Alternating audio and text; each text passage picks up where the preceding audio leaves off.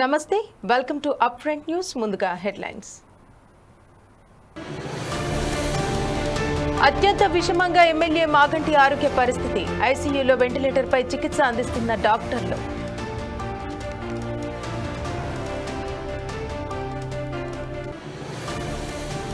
Chhattisgarh బీజాపూర్లో encounter. భద్రతా బలగాల కాల్పుల్లో 2 మావోయిస్టులు మృతి.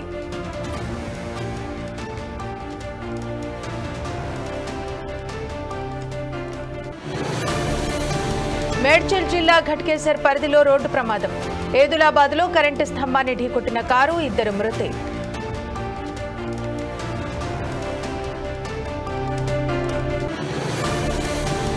ఓయో రూంలో మాజీ కౌన్సిలర్ భర్త రాసలీలలు. రెడ్ హ్యాండెడ్ గా పట్టుకున్న భార్య.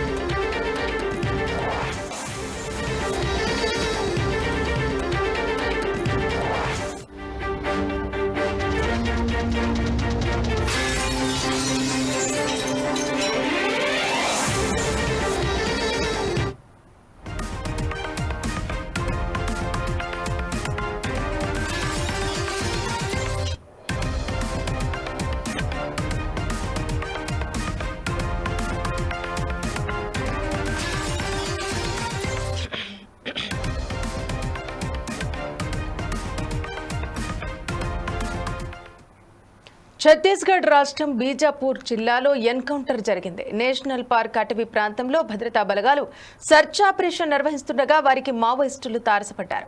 ఈ క్రమంలో భద్రతా బలగాలు మావోయిస్టుల మధ్య ఎదురు కాల్పులు చోటు చేసుకున్నాయి. ఇక భద్రతా బలగాల కాల్పుల్లో 2 మావోయిస్టులు మృతి చెందినట్టు తెలుస్తోంది.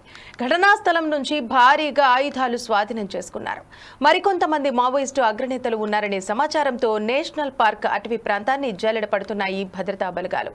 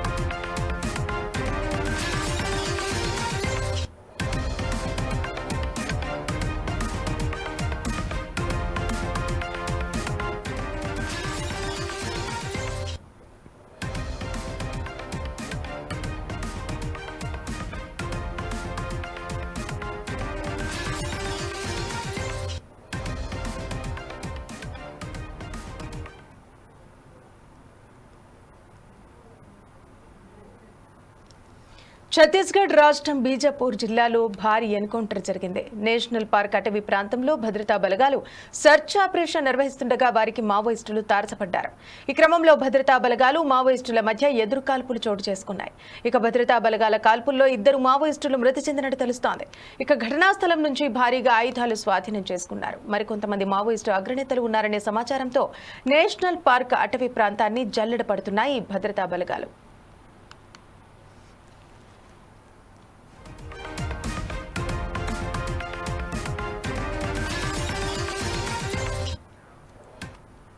ఇక దీనికి సంబంధించి మరిన్ని వివరాలు మా బ్యూరో ఇన్ఛార్జ్ సుధాకర్ అందిస్తారు. సుధాకర్, చెప్పండి. ఆపరేషన్ కగార్లో భాగంగా 2 మావోయిస్టులు కూడా ఇటు ఛత్తీస్గఢ్లో మృతి చెందడం జరిగింది. దీనికి సంబంధించినటువంటి పూర్తి వివరాలు తెలపండి. ఛత్తీస్గఢ్ రాష్ట్రము మాత్రము నిన్న భారీ ఎన్కౌంటర్ కొనసాగింది. ఎన్కౌంటర్లో సమాచారం ఉంది. అందులో ఒక సుధాకర్, అతని మీద మాత్రం ₹1,00,00,000 రివార్డు ఉంది. అంటే మరొక మావోయిస్ట్ వచ్చి భాస్కర్, ఇతని మీద ₹20 లక్షల రివార్డు ఉంటే మాత్రం ప్రభుత్వం ప్రకటించింది. ఒకటే చూసుకోవాలి, 26 మార్చి 31 నాటికి దేశంలో మావోయిస్టు పార్టీ లేకుండా చేస్తానని చెప్పి కేంద్ర ప్రభుత్వం ఆపరేషన్ ఖగార్ లో భాగంగా తెలంగాణ, ఛత్తీస్గఢ్, ఈ 3 రాష్ట్రాల సరిహద్దు ప్రాంతమైన చెప్పి ఆపరేషన్ ఖగాని ప్రారంభించడం జరిగింది. ఈ ఆపరేషన్ ఖగారు వచ్చి సుమారు నేటికి 38 రోజుల కాలం జరిగిందనుకోవచ్చు. ఏదేమైనా ఈ ఆపరేషన్ ఖగారులో భాగంగా కర్రెగుట్టలో మావోయిస్టు పార్టీ ఉన్న ప్రాంతాలను విభాగాలు నేపథ్యంలో మాత్రం కర్రెగుట్ట నుంచి కర్రెగుట్టకు పోలీసులు వెళ్లే నేపథ్యంలో మావోయిస్టులు కర్రెగుట్ట నుంచి వేరే వేరే ప్రాంతాలకు సమాచారం ఉంది. ఏదేమైనా ఆపరేషన్ ఖగారులో ముఖ్య దామోదర్, హిడ్మా ఇటువంటి అగ్రనేతలే టార్గెట్ గా ఈ ఆపరేషన్ ఖగారు కొనసాగుతుందనుకోవచ్చు. అయితే మనం చూస్తూ గత 4 రోజుల క్రితం మాత్రం ఆపరేషన్ ఖగారులో భాగంగా చుట్టుముట్టిన అగ్రనేతలైన మంది ఈ ప్రాంతం నుంచి వేరే ప్రాంతం వెళ్ళడం జరిగింది. అందులో భాగంగానే హిడ్మా అనే ఒక వ్యక్తి కూడా జరిగింది. ఈ అంతకాలంలో ఈ ఎన్నికల్లో చూసుకున్న మాత్రం బడా నేతలు మాత్రమే చాలా చిన్నపాటి చిన్న వ్యక్తులు మాత్రం సుమారు 38 మంది మాత్రం పాల్గొనడం జరిగింది. అయితే ఈ ఆపరేషన్ ఖగారు వల్ల మాత్రము ఇప్పటికే ఆ మావోయిస్టు పార్టీ తమ ఉనికి రోజుకు కోల్పోతుందనుకోవచ్చు. ఏది ఏమైనా ఆపరేషన్ ఖగారు మాత్రం ఇప్పటికి చూసుకుంటే మాత్రం ఒక 90% విజయం సాధించనుకోవచ్చు. ఇది ఇలాగే కొనసాగుతాం. మార్చి 30 నాటికి భారతదేశం నిజంగానే మావోయిస్టు పార్టీ అంతరించిపోతుంది. Thank you Sudhakar.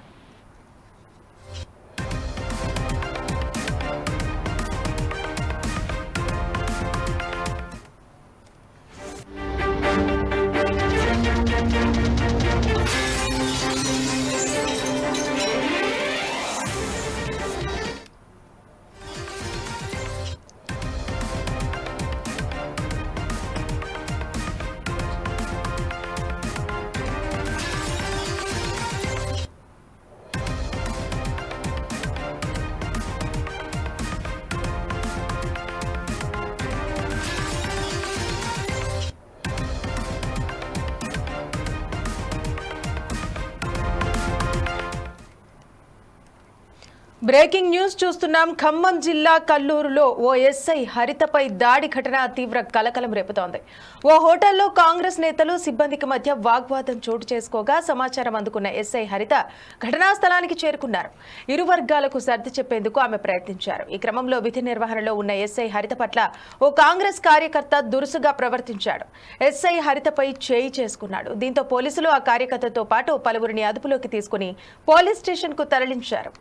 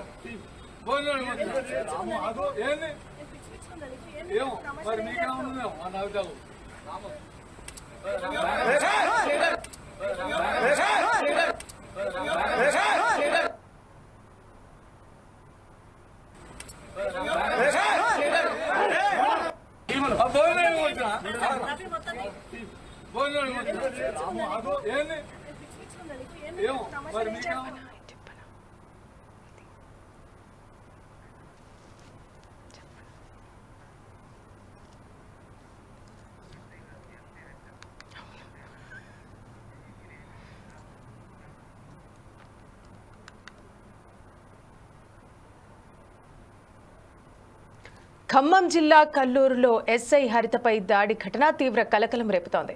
ఓ హోటల్లో కాంగ్రెస్ నేతలు సిబ్బందికి మధ్య వాగ్వాదం చోటు చేసుకోగా సమాచారం అందుకున్న ఎస్ఐ హరిత ఘటనా స్థలానికి చేరుకున్నారు. ఇరు వర్గాలకు సర్ది చెప్పేందుకు ఆమె ప్రయత్నించారు. ఈ క్రమంలో విధి నిర్వహణలో ఉన్న ఎస్ఐ హరిత పట్ల ఓ కాంగ్రెస్ కార్యకర్త దురుసుగా ప్రవర్తించాడు. ఎస్ఐ హరితపై చేయి చేసుకున్నాడు. దీంతో పోలీసులు ఆ కార్యకర్తతో పాటు పలువురిని అదుపులోకి తీసుకుని పోలీస్ స్టేషన్ కు తరలించారు. రైట్, ఇక దీనికి సంబంధించి మరిన్ని వివరాలు మా ప్రతినిధి లెనిన్ అందిస్తారు. లెనిన్, చెప్పండి. ఇటు విజువల్స్ చూస్తుంటే ఒక మహిళా పోలీస్ పైన దాడి అనేది నిజంగా తీవ్ర కలకలం రేపుతోందని చెప్పొచ్చు. దీనికి సంబంధించినటువంటి పూర్తి వివరాలు తెలపండి. అసలు అక్కడ ఏం జరిగింది? గొడవకు గల ప్రధాన కారణం ఏంటి? శ్రవంతి, అయితే ఓ వివాదంలో ఎస్ఐ కాంగ్రెస్ నాయకుడి చెంప చెల్లుమనిపించడంతో అదే స్థాయిలో ఎస్ఐ పై కూడా కాంగ్రెస్ నాయకులు అయితే దాడి చేసిన ఘటన చర్చనీయాంశంగా అయితే మారింది. విధి నివారణలో ఉన్న ఓ మహిళా ఎస్ఐ పై కాంగ్రెస్ నాయకుడు దాడికి పాల్పడిన శుక్రవారం రాత్రి ఖమ్మం జిల్లా కల్లూరు పట్టణంలో చోటు చేసుకుంది.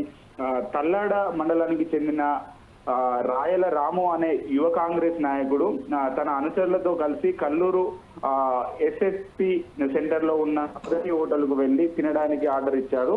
అయితే వాళ్ళు ఇచ్చిన ఆర్డర్ లేదని చెప్పడంతో హోటల్ యజమాని సిబ్బందిపై వాగ్వాదానికి అయితే దిగారు సదరు వ్యక్తులు. అయితే ఇరుపక్షాలు ఒకరిపై ఒకరు దాడి చేసుకున్నారు. రాము అంతటితో ఆగకుండా తన అనుచరులతో కలిసి హోటల్ పై దాడికి పాల్పడడంతో హోటల్ నిర్వాహకుడు కల్లూరు పోలీస్ స్టేషన్ కి అయితే ఫిర్యాదు చేశారు.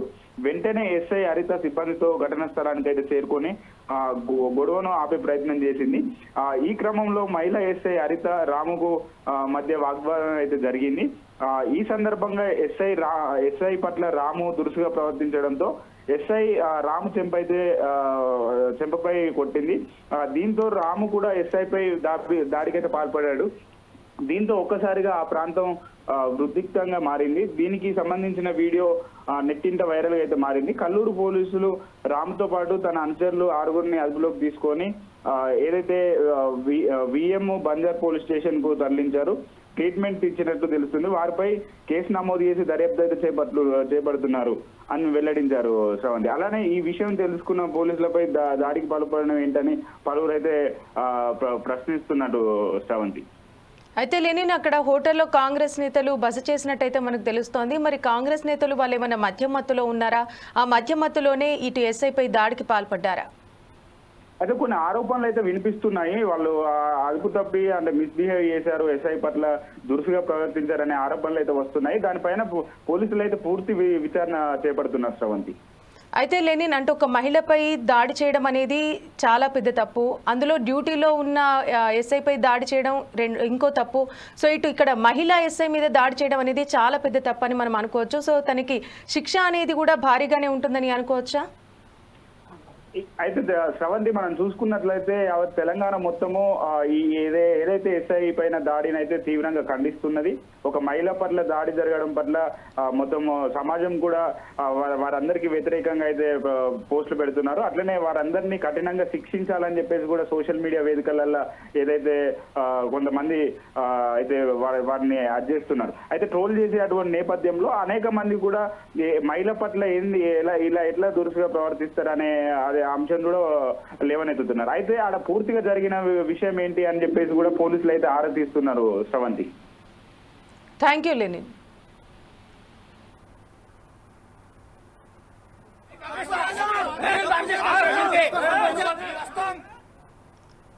ఓయో రూమ్లో భర్త మరో మహిళతో రాసలీలల్లో మునిగి తేలుతుండగా భార్య, కుటుంబ సభ్యులు రెడ్ హ్యాండెడ్గా పట్టుకున్న ఘటన మహబూబాబాద్ జిల్లా కేంద్రంలో వెలుగు చూసింది.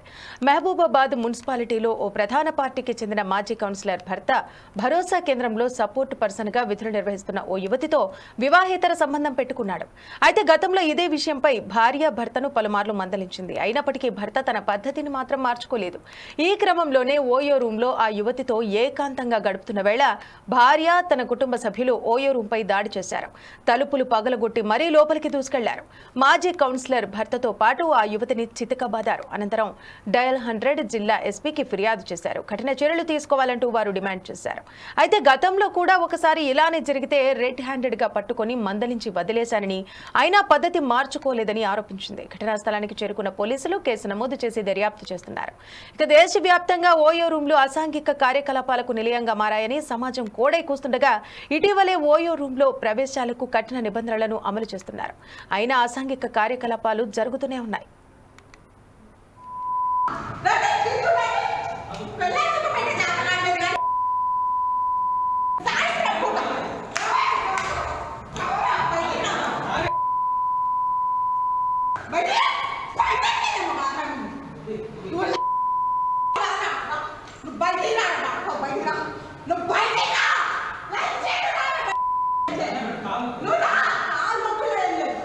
నన్ను హింస పెడతావు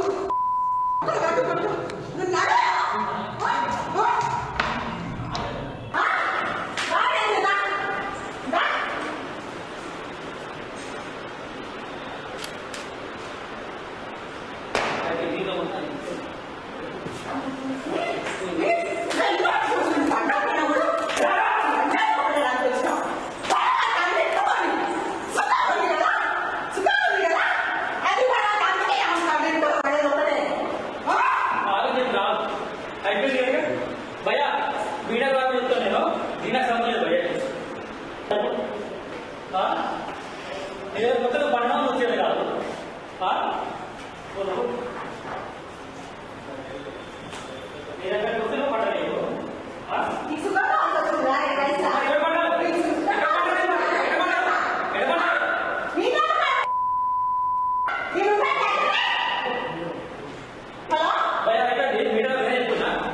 na idea da shi hero kani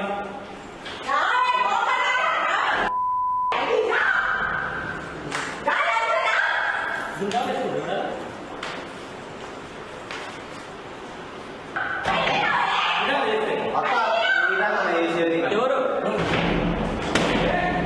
ये बाइक नहीं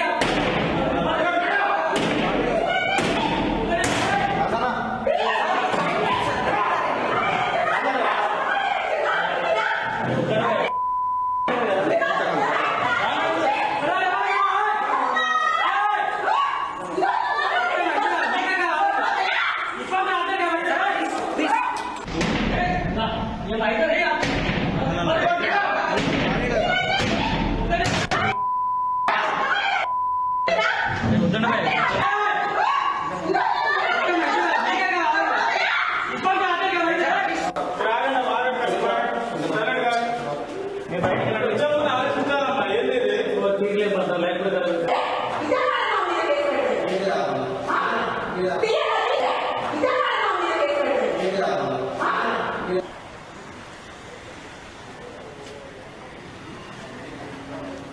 రండి సార్ రండి నేనే డైల్ చేసింది నేనే డైల్ చేసింది రండి ఇగో టీవీలో పని చేసుకుంటా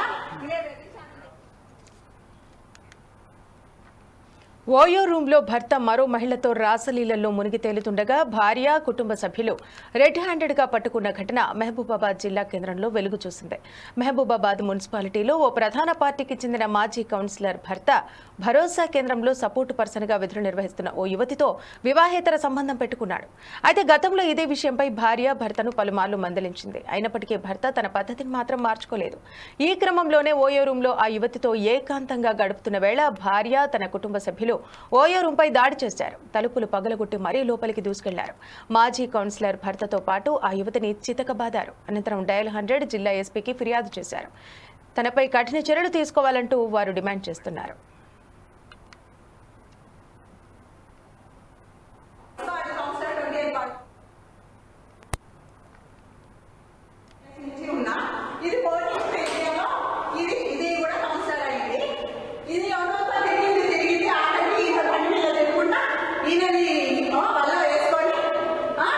ఇప్పుడు చీటీల్లో చేసుకుంటా మొన్న కూడా 6 months బ్యాక్ పట్టుకున్నా పట్టుకొని సరే ఎందుకు ఆటలో వేసిన ఇది షీటీ అని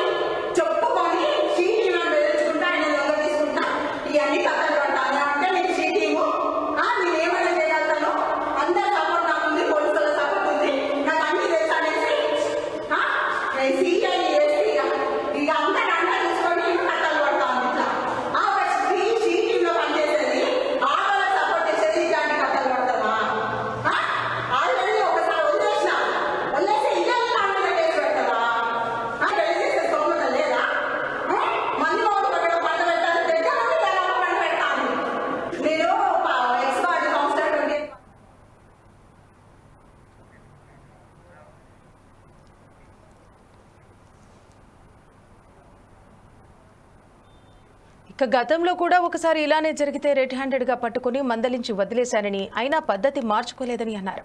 ఘటనా స్థలానికి చేరుకున్న పోలీసులు కేసు నమోదు చేసి దర్యాప్తు చేస్తున్నారు. దేశవ్యాప్తంగా ఓయో రూమ్లు అసాంఘిక కార్యకలాపాలకు నిలయంగా మారాయని సమాజం కోడై కూస్తుండగా ఇటీవలే ఓయో రూమ్లో ప్రవేశాలకు కఠిన నిబంధనలను అమలు చేస్తున్నారు. అయినా అసాంఘిక కార్యకలాపాలు మాత్రం జరుగుతూనే ఉన్నాయి. ఇక దీనికి సంబంధించి మరిన్ని వివరాలు మా ప్రతినిధి సుధాకర్ అందిస్తారు. సుధాకర్, చెప్పండి, ఇటు ఓయో రూమ్లో ఈ ఘటన జరగడం అనేది మరీ దారుణం. సో ఇక్కడ ఈ మధ్యకాలంలో చూసుకున్నట్టయితే తరచుగా అక్రమ సంబంధాలు అనేటివి జరుగుతూనే ఉన్నాయి. అంతేకాకుండా ఓయో రూమ్లో అయితే అక్కడ మాత్రం కార్యకలాపాలు చాలా విచ్చలవిడిగా జరుగుతూనే ఉన్నాయి. దీనికి సంబంధించినటువంటి పూర్తి వివరాలు తెలపండి. స్రవంతి, మహబూబాబాద్ జిల్లా కేంద్రంలో మున్సిపల్ కౌన్సిల్ మెంబర్ సంబంధించిన మాజీ కౌన్సిలర్ భర్త ఒక యువతితో వచ్చేసి ఓయో రూమ్ లో వివాహిత సంబంధం పెట్టుకుని జీవనం కొనసాగే నేపథ్యంలో మాత్రము తన భార్య వచ్చేసి తన కుటుంబ సభ్యులతో వెళ్ళేసి ఓయో రూమ్ తలుపులు బద్దలు కొట్టి మరి వాళ్ళని పట్టుకోవడం జరిగింది. అయితే ఈ వ్యక్తి వచ్చేసి గతంలో చూసుకుంటే ఒక పార్టీకి, ప్రధాన పార్టీకి సంబంధించిన పట్టణ కార్యదర్శిగా కొనసాగడం జరిగింది. సదరు వ్యక్తి యొక్క భార్య కూడా మా కౌన్సిల్ మెంబర్ చేసింది. అయితే ఈ రోజు ఈ ఓయో రూమ్ లో సదరు వ్యక్తి ఉన్న వివాహిత సైతం గతంలో ఇదే కౌన్సిల్ లో మెంబర్ కూడా కొనసాగింది. అయితే వీరిద్దరు కౌన్సిల్ గా ఉన్న నేపథ్యంలో మాత్రం పరిచయం కాస్త ప్రేమగా మారి వివాహిత సంబంధానికి దారితీసింది. అయితే గత 6 నెలల క్రితం కూడా ఈ మహిళతోటి వివాహిత సంబంధంలో రెడ్డి గారిని పట్టుకోవడం ద్వారా మాత్రం మహిళ సదరు వ్యక్తికి చెప్పడం జరిగింది. ఇంకోసారి ఇటువంటి జరిగితే మాత్రం ఖచ్చితంగా మేము దాడి చేయడం జరుగుతుంది, ఇది రిపీట్ కావద్దని చెప్పడం జరిగింది. అయినా ఈ సంఘటన జరిగి 6 నెలలు కాకముందే మరోసారి సదరు మహిళతోటి మాత్రము ఈ వ్యక్తి ఓయో రూమ్ లో ఏకాంతంగా ఉండడం తెలిసిన వెంటనే మాత్రము సదరు మహిళ వెళ్ళేసి అక్కడ ఉన్న వాళ్ళిద్దరిని పట్టుకొని చితకబడడం జరిగింది. అంతేకాకుండా ఆడికి వెళ్ళిన తర్వాత ఒక విషయం బయటకు జరిగింది.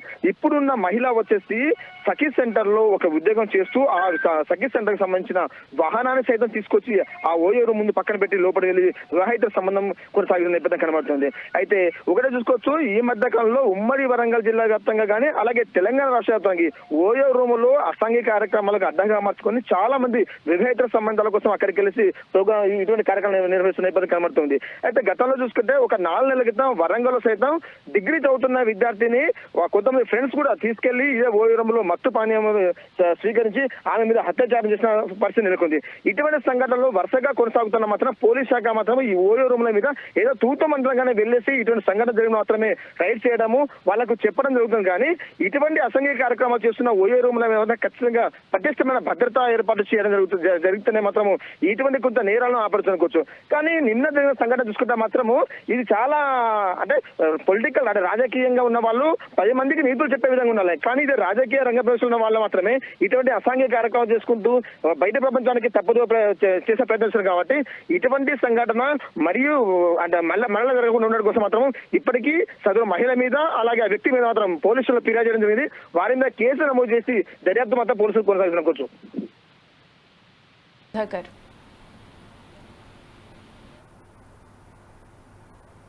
మరిన్ని వార్తలు విశేషాల కోసం చూస్తూనే ఉండండి 4 Sides TV.